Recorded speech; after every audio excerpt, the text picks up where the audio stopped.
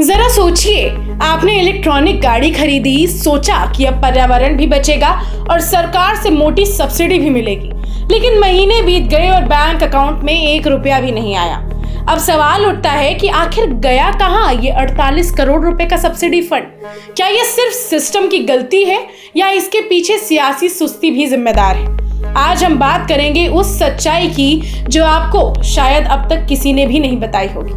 तो चलिए शुरू करते हैं दिल्ली की ईवी सब्सिडी घोटाले जैसी उलझन की पूरी कहानी। दिल्ली सरकार ने अगस्त 2020 में इलेक्ट्रिक वाहनों को बढ़ावा देने के लिए एक ई व्हीकल नीति शुरू की थी।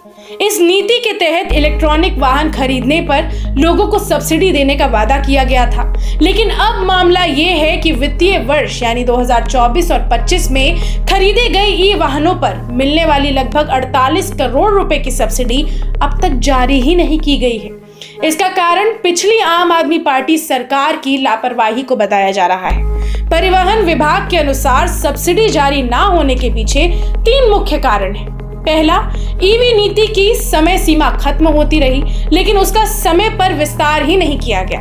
दूसरा, नीति के विस्तार को लेकर असमंजस की स्थिति थी, जिससे कई लोगों ने सब्सिडी के लिए आवेदन ही नहीं किया।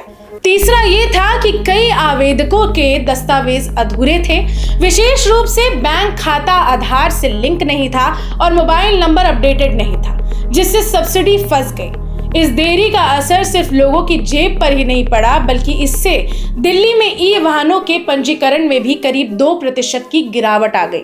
यानी जिन लोगों को ईवी खरीदनी थी, उन्होंने अब उसमें रुचि कम दिखाई। आम आदमी पार्टी सरकार के कार्यकाल में 2020 से लेकर 2024 तक कुल 2.19 लाख से ज्यादा वाहनों को सब्सिडी और टैक्स में छूट दी गई।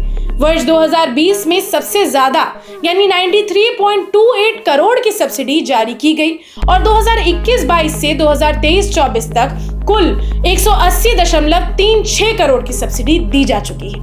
वर्तमान में ई ऑटो पर 30,000 और दुपहिया वाहनों पर 5,000 प्रति किलोमीटर बैटरी क्षमता के अनुसार अधिकतम 30,000 तक की सब्सिडी दी जाती है।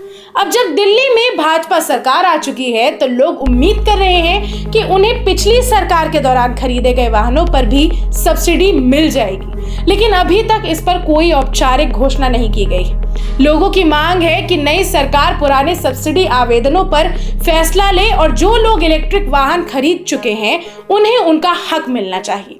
तो दोस्तों, ईवी तो आपने ले ली, लेकिन सब्सिडी की फाइलें अब भी कहीं सरकारी टेबल के नीचे पड़ी धूल खा रही है। सवाल बड़ा सीधा है, अगर नीति थी, गाड़ी खरीदी गई, दस्तावेज जमा हुए, तो पैसे क्यों नहीं आए? क्या आम आदमी पार्टी को ग्रीन गाड़ी खरीदने की सजा मिल रही है? अब जिम्मेदारी नई सरकार की है, या तो वादे पूरे करे या साफ साफ कहे कि सब्सिडी गई तेल लेने। आप क्या सोचते हैं? कमेंट करके हमें जरूर बताएं और अगर वीडियो पसंद आई हो तो लाइक और शेयर करना ना भूलें, ताकि हर ईवी मालिक तक ये आवाज पहुंचे। मैं मिलती हूँ अगले वीडियो में, तब तक याद रखिए कि सिस्टम में अगर आवाज डालोगे तभी कुछ हिलेगा। जय हिंद।